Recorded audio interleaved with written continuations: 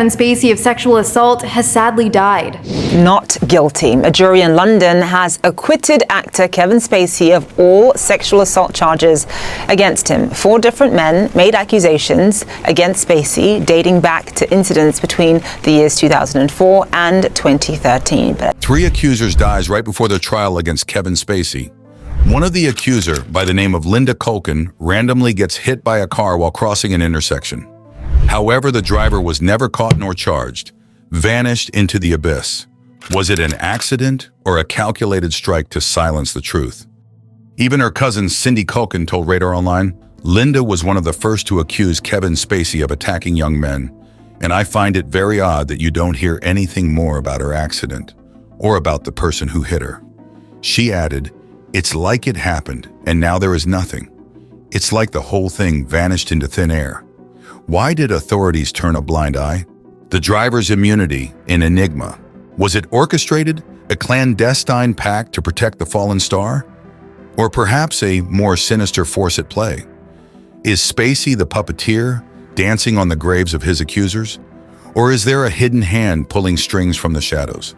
3 accusers, their voices silenced, their stories buried beneath layers of intrigue.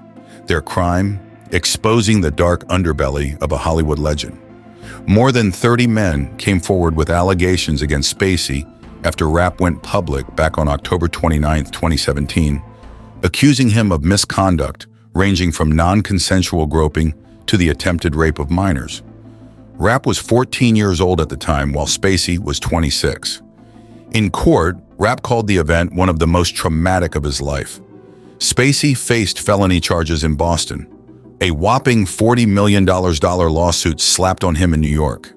Spacey then went on to face charges in Los Angeles and London, where he was staring down the barrel of a life sentence. 7 counts of sexual assault, 3 counts of indecent assault, and 2 counts related to non-consensual sexual activity. In an interview with Good Morning America, he practically shouted, "I am confident I will prove my innocence." There's a lot for me to process after what has just happened today. But I would like to say that I'm enormously grateful to the jury for having taken the time to examine all of the evidence and all of the facts carefully before they reached their decision. But did justice prevail? Was he just a victim of another celebrity that was attacked from people who wanted a nice payday during the Me Too and canceled culture movement? Or did Kevin Spacey pull a classic Frank Underwood from House of Cards maneuver? Did he outwit the system, slip through the cracks and emerge unscathed? Pulling the ultimate plot twist? Reality isn't scripted. There's no Claire Underwood to pardon him, no Doug Stamper to mix up his meds. Spacey's legacy? Tarnished. His film career? Poof. Gone. Well, at least for the time being. But first, let's dive deeper into the backstory of how all this began. The enigma that is Kevin Spacey.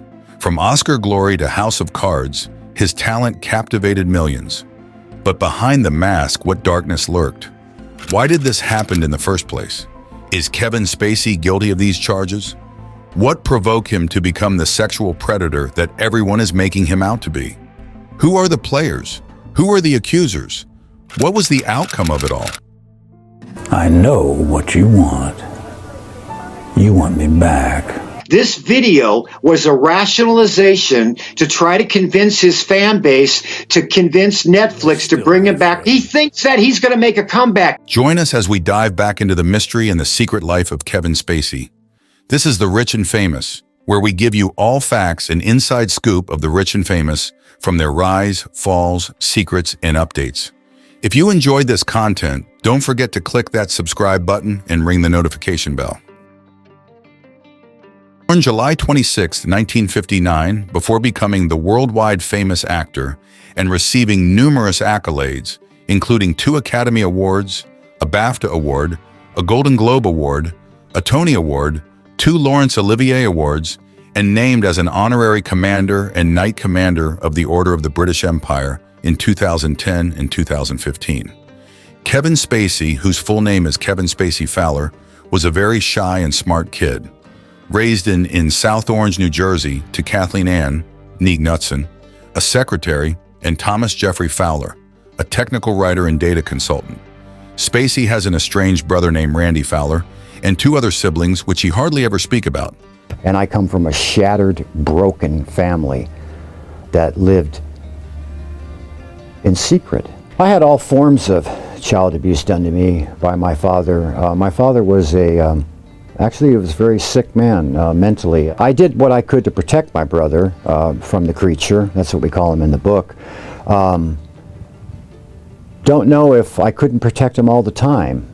And maybe my father did the same thing to him, but he's never been able to deal with it. So it's easier for him to not have anything to do with the family. He's got my number. I don't have any way to get a hold of him, you know. I would love to hear from him. I really would. Regardless of everything that's gone down, we're still family. In October of 2022, Spacey revealed for the first time ever details about his father being a white supremacist and a neo-Nazi who would call him an F-word. This leads Spacey to be extremely private about his personal life and did not come out as gay earlier in his life until decades later.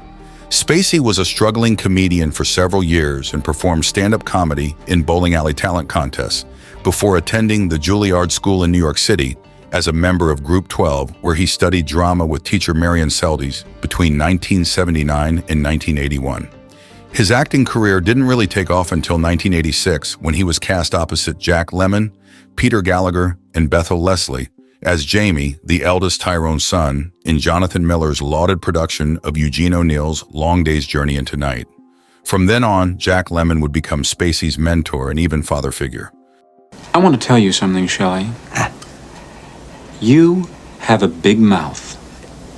What? You've got a big mouth. And now I'm going to show you an even bigger one. Where are you going? Hey, well, you can't do that. You don't want to do that. Wait, huh? It's $2,500. Go ahead and take it all. No, I don't think so, Shell. I don't think I want your money. I think you fucked up my office, and I think you're going away. Are you nuts? I'm going to close for you. Look, I'm going to make this office, and I'm going to be #1 on that board again. Now rewind the VHS tape back to 1991. Kevin was just a young gun, but guess what? He'd already snagged a Tony Award for his killer performance as Uncle Louie in Neil Simon's Broadway sensation, Lost in Yonkers.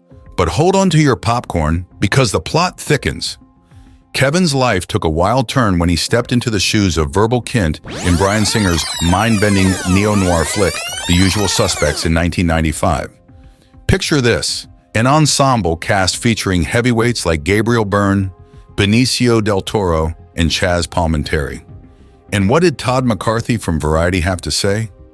Brace yourselves. Spacey is terrific as the mysterious weak link in the chain of thieves. And you guessed right. That role, it didn't just get him a Gold Star sticker, it snagged him the Academy Award for Best Supporting Actor. But wait, there's more. Kevin wasn't done, not by a long shot. He went on a cinematic rampage, starring in some of the most iconic films of the 90s and beyond. Buckle up, because here's the highlight reel. In David Fincher's pulse-pounding detective thriller film, Seven, starring Brad Pitt and Morgan Freeman, our chameleon-esque actor Kevin Spacey slips into the role of our killer, John Doe. But this isn't your average murderer. No siree. John Doe's got a twisted mission. He's executing a series of murders based on the 7 deadly sins. Yep, you heard it right. Wrath, greed, envy, lust, pride, the whole sinful shebang. Next was the gritty neo-noir crime masterpiece, LA Confidential. Kevin Spacey acted alongside Kurt Russell, Kim Basinger, James Cromwell, Danny DeVito, David Strathairn, and Guy Pearce. Guy Pearce even went on in a recent interview calling Spacey, quote, he was a handsy guy, end quote. Yeah, he's a handsy guy. Kevin Spacey then went on, started in A Time to Kill in 1996 with Sandra Bullock and Matthew McConaughey, where he brought the courtroom drama to life. Then a film by Sam Mendes' film that was hauntingly beautiful, American Beauty, alongside Annette Bening, Peter Gallagher, and Chris Cooper, which nabbed him a second Oscar, this time for Best Leading Role. I think we deserve a little junk food after the workout we had this morning. Too nervous. Thank you, I'm flattered. Smile, you're at Mr. Smiley's. Would you like to try our new beef and cheese pot pie on a stick? Just $1.99 for a limited time only? We were just at a seminar. Buddy, this is Her husband. We've met before, but something tells me you're going to remember me this time. Whoa. You are so busted. You know, this really doesn't concern you. Well, actually, Janine is senior drive-thru manager, so you kind of are on her turf.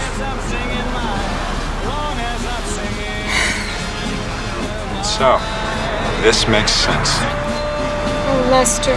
Honey, it's okay. I want you to be happy. Would you like smiley sauce with that? Lester, just stop it. No, no. You don't get to tell me what to do. Ever again. Kevin Spacey, my friends, has a resume longer than the line at a Black Friday sale. So if you're an aspiring actor, take notes, because this man's journey is a masterclass in talent, dedication, and sheer awesomeness. An article in the Sunday Times magazine in 1999 stated that Spacey's love affair with acting and the absence of a visible partner in the life of an attractive 40-year-old has resulted in Esquire magazine asserting that he must be gay. Spacey responded to the rumors by telling Playboy and other interviewers that he was not gay, and by telling Leslie White of the Sunday Times, "I chose for a long time not to answer these questions because of the manner in which they were asked, and because I was never talking to someone I trusted, so why should I? Recently, I chose to participate because it's a little hard on the people I love." In 2007, Gotham magazine quoted Spacey saying, "I've never believed in pimping my personal life out for publicity. Although I might be interested in doing it, I will never do it. People can gossip all they want. They can speculate all they want. I just happen to believe that there's a separation between the public life and the private life. Everybody has the right to a private life, no matter what their professions are." As Spacey makes one of his best comeback yet by taking on the role of Frank Underwood in the Netflix original series House of Cards, which was their #1 running show on Netflix for 4 years straight, and the show lasted from 2013 to 2018. The series took a dive by letting go Kevin Spacey after he was accused of sexual misconduct. The first accuser was Anthony Rapp. On October 29, 2017, actor Anthony Rapp alleged that Spacey, while appearing intoxicated, made a sexual advance toward him at a party in 1986 when Rapp was only 14 and Spacey was 26. Rapp even shared this story back in 2001 in an interview with The Advocate, but Spacey's name was redacted from publication to avoid legal disputes and public exposure. Rapp told BuzzFeed Spacey made a sexual advance after a party at Spacey's house in 1986. "I was aware that he was trying to get with me sexually," said Rapp, who alleged that after other guests left, Spacey picked him up and put him on his bed before lying on top of him. Kevin Spacey tweeted that he did not remember the encounter, but that he owed Rapp the sincerest apology for what would have been deeply inappropriate drunken behavior. On September 9, 2020, Rapp sued Spacey for $40 million for sexual assault, sexual battery, and intentional infliction of emotional distress under the Child Victims Act. But even as the chaos unraveled, and there seems to be no light at the end of the tunnel for Spacey, when they finally went to trial, the jury in the case found that Spacey did not molest Rapp and was found not liable on all counts, with Rapp subsequently ordered by the court to pay Spacey $39,089 in damages. How was he acquitted? How even with all 30 accusations against Spacey, but he was able to walk free? More on this later. The same day as Rapp's allegations against him, Spacey came out as gay on the same tweet. He said, "I have had relationships with both men and women. I have loved and had romantic encounters with men throughout my life, and I choose now to live as a gay man." This created an outburst from the gay community, stating that coming out as gay should be a proud and joyous moment, not something that relates to something like sexual assault or child abuse. Not long after, many more people came out to accuse Spacey of sexual misconduct. Journalist Heather Unruh in July of 2016 claimed that her 18-year-old son in Nantucket, Massachusetts was groped by Spacey, and her son said he even had texts with his girlfriend throughout the alleged groping incident. Spacey's defense attorneys spent months trying to obtain copies of the text and the phone itself. In July 2016, actor Kevin Spacey has sexually assaulted my son. It happened late night inside the Club Car restaurant and bar on Nantucket Island. The victim, my son, was a starstruck, straight, 18-year-old young man who had no idea that the famous actor was an alleged sexual predator. His numerous lawsuits included an anonymous American filmmaker who said Spacey sexually harassed him on a movie set. Kate Edwards alleged Spacey tried to pressure her to have sex with him when she was only 17. Justin Dawes claimed Spacey gave him alcohol and played gay pornography when he was only 16. Mark Ebenhock, a military advisor who claimed that Spacey's assistant asked him to engage in a sexual act with Spacey in 1995 while on set of the film Outbreak. An anonymous journalist claimed that Spacey groped his genitals at a British club. Filmmaker Tony Montana claimed that Spacey grabbed my whole package at a Los Angeles bar in 2003, Montana said. He was telling me to come with him to leave the bar. He put his hand on my crotch forcefully and grabbed my whole package. Then an anonymous accuser said he woke up to Spacey performing oral sex on him when he was 23 years old. First reported by The Sun, he asked Spacey, then the artistic director of the Old Vic Theatre, for help with his career, and Spacey invited him to his home in South London. The man said the two smoked marijuana and passed out, and that he woke up to Spacey performing oral sex on him. He said he told Spacey to stop. Spacey allegedly told him not to tell anyone what happened. An anonymous victim who was a massage therapist alleged Spacey tried to forcibly kiss him and forced him to grab the actor's genitals during their massage sessions. Even Ari Behn, the ex-husband of Norwegian Princess Martha Louise, accused Kevin Spacey of groping him under the table at a Nobel Peace Prize concert in Oslo a decade earlier. However, the ex-prince never pursued criminal charges or a lawsuit against Spacey, and a former nursing assistant by the name of Linda Culkin accused Spacey of sexually harassed one of her patients and other young men, but she never pursued any lawsuit against Spacey. The list goes on. Even the House of Cards staff said that Spacey created a, quote, toxic environment for young men, end quote. One of the staff told CNN that Spacey put hands down his pants while driving. The Netflix accuser went on to say, he was a man in a very powerful position on the show, and I was someone very low on the totem pole and on the food chain there. In 2020, a private arbitrator ruled that Spacey must pay $31 million to MRC, the studio behind the show, for breach of contract in relation to the allegations. And to think all of this happened during the time when the Me Too movement was at its peak, and Harvey Weinstein and many powerful men was taking down for the same allegations and crime. Spacey's publicist and talent agency dropped him, and awards was taken away.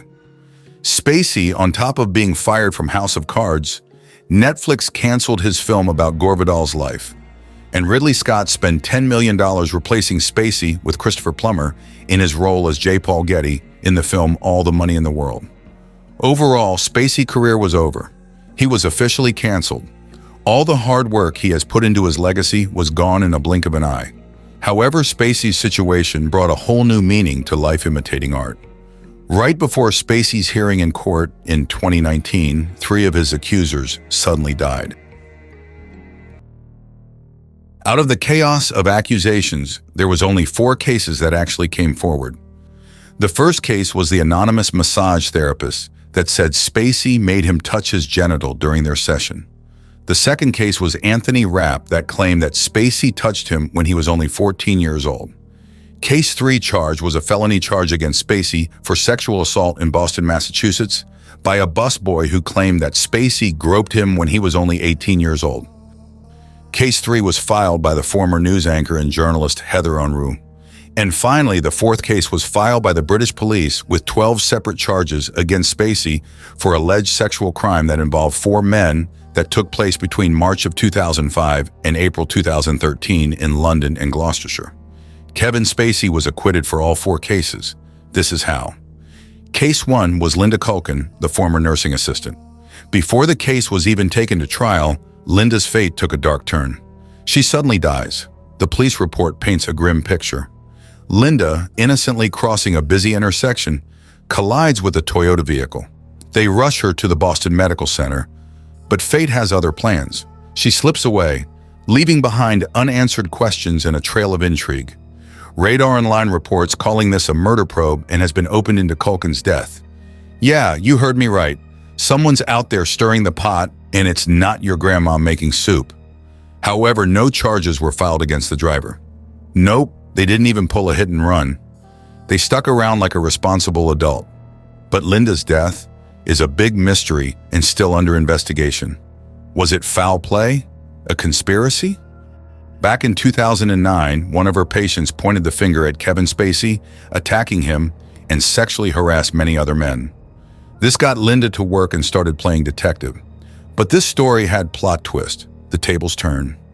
Linda finds herself in cuffs, arrested for cyberstalking Spacey. Yep, you heard me right. The therapist turned sleuth now faces her own legal drama. ABC affiliate WCVB reported a judge ordered her to pay $124,000 to compensate Spacey for the bodyguards he hired during the 2-year stretch when she harassed him. Culkin had pleaded guilty to charges including mailing threatening communications and sending false information regarding explosives. During her sentencing, Culkin wrote, "It is difficult to measure the degree of terror this situation has caused." She also apologized, noting she had mental health issues.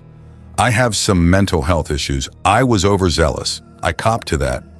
I fully apologize to him. I didn't mean it to be so harsh." Was Linda a hero, a villain, or a victim in all this? Was she misunderstood, or did she cross the line by stalking Spacey and by accusing him of sexual crimes? Hopefully more information will surface in the near future and we will know more. But as of now, since Linda is not alive to give her testimony, the case was dropped. Case 2, the curious case of Anthony Rapp, best known for his role in Rent musical, the movie. This case was serious due to the fact that this particular allegation is this moment was when the dominoes started falling and Spacey's career went up in smoke.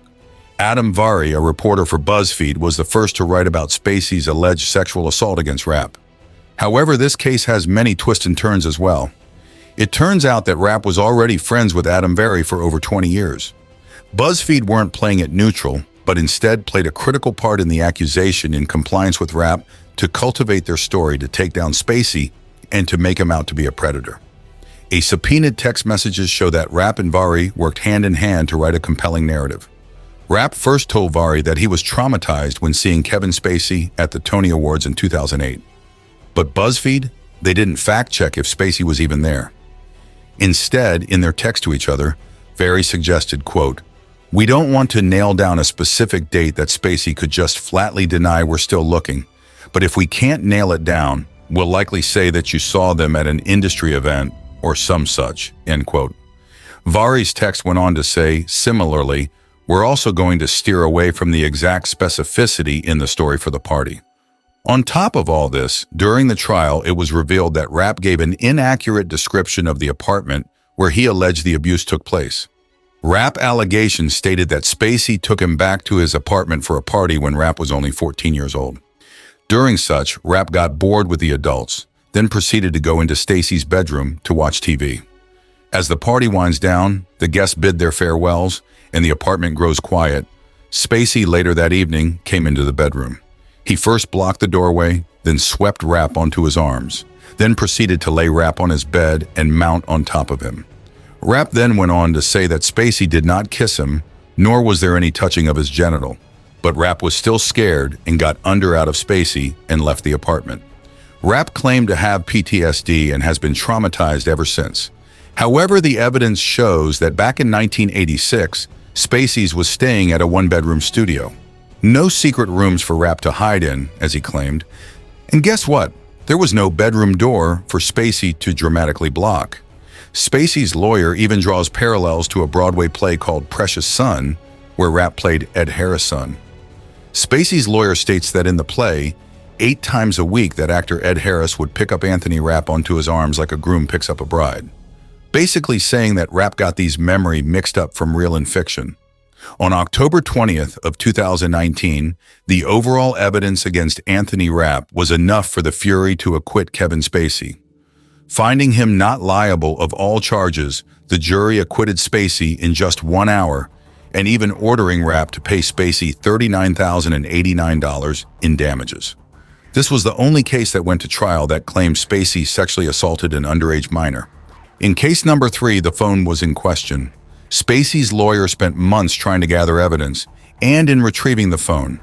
Finally, when the trial was in action, the mother claimed that they had lost the phone. Yes.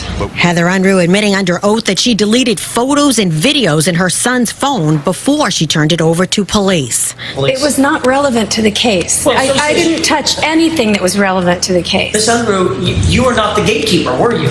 The police were the gatekeeper. And God forbid, we might be the gatekeeper or the judge might be the gatekeeper.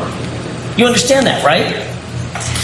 I'm beginning to understand that now. The mother then also admitted to deleting some text messages when she first showed the phone to the police in 2017.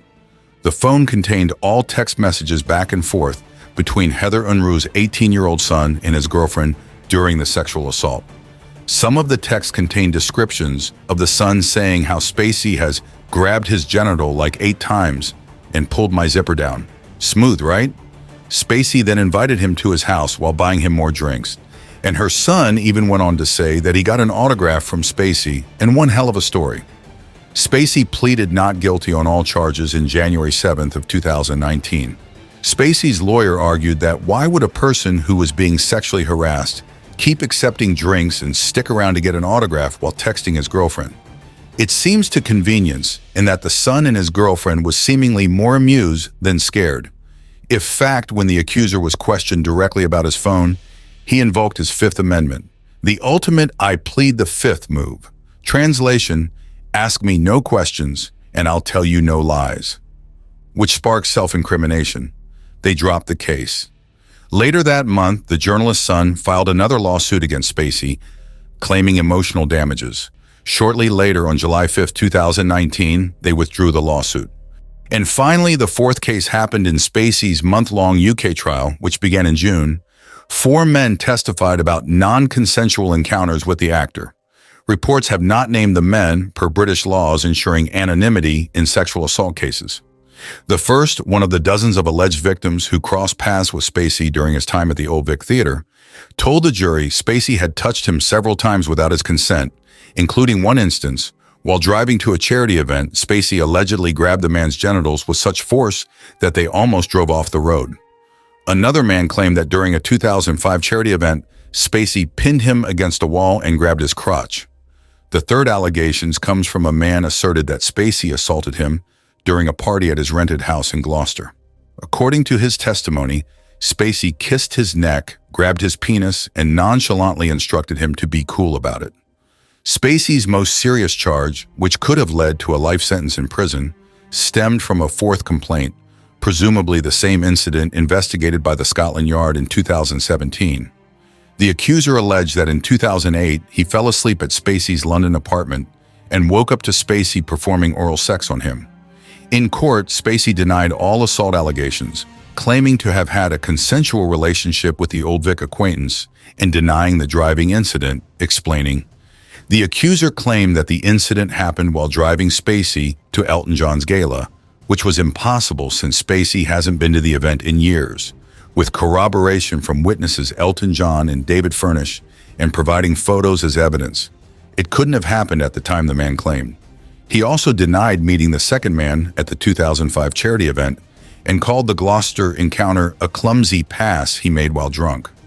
As for the London complainant, Spacey produced phone records that reportedly contradicted the alleged victim's account of what happened.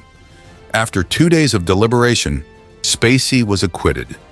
Spacey said he didn't remember a fourth incident at a small party at a home he rented in the country, but he admits to touching a man's groin at a pub during a wild night of heavy drinking. He said he had misread the man's interest in him and said he had probably made an awkward pass. Defense lawyer Patrick Gibbs said 3 of the men were liars and incidents had been reimagined with a sinister spin. He accused most of them of hopping on a bandwagon of complaints in the hope of striking it rich. Basically, the jury found all the cases against Spacey was not strong enough to convict him, and Spacey finally walked free from all his charges, in which he shed some tears, perhaps for the lost years, the tarnished reputation, or the weight of it all. I also want to thank the staff inside this courthouse, the security, and all those who took care of us every single day. My legal team, Evan Lowenstein and Lucy, for being here every day. However, Kevin did not walk away completely clean, since he still had to pay $31 million to the House of Cards studio through private arbitration. Finally, the two other accusers that died. There no actual lawsuit that took place. The second accuser to die was the ex-husband of Norwegian Princess Martha Louise, Prince Ari Bone. Besides being a prince, he was also an author and an artist. He struggled with alcoholism and depression and took his own life, December 25th of 2019. Once again, he alleged that Spacey groped him under the table at a Nobel Peace Prize concert in Oslo a decade earlier. The third accuser to die was the anonymous massage therapist. He filed suit against Spacey September of 2018. He accused Spacey of groping him and trying to kiss him during their massage sessions on October of 2016 in Malibu. The cause of death was cancer. This was never disclosed in the court filing. The civil trial was supposed to take place on June 23rd of 2020. The accuser's attorneys revealed that they would call two other unnamed massage therapists who alleged that they were also victimized by Spacey. However, those two accusers were too afraid to reveal their names publicly. Spacey's attorneys denied any wrongdoing, and the fact that accuser had failed to even specify when and where the alleged assault occurred did not help their case. The accuser's attorney, Jeannie Harrison, is blasting Spacey's counsel for filing the notice with the court, saying they did so to gain a tactical advantage. Harrison did not identify the accuser or give additional information about his death. She says his fight for justice is still very much alive. So was Kevin Spacey a victim of circumstance? A master manipulator? A predator? Or simply a flawed human caught in the spotlight? Only time will tell. This is The Rich and Famous, and until next time, keep on hustling.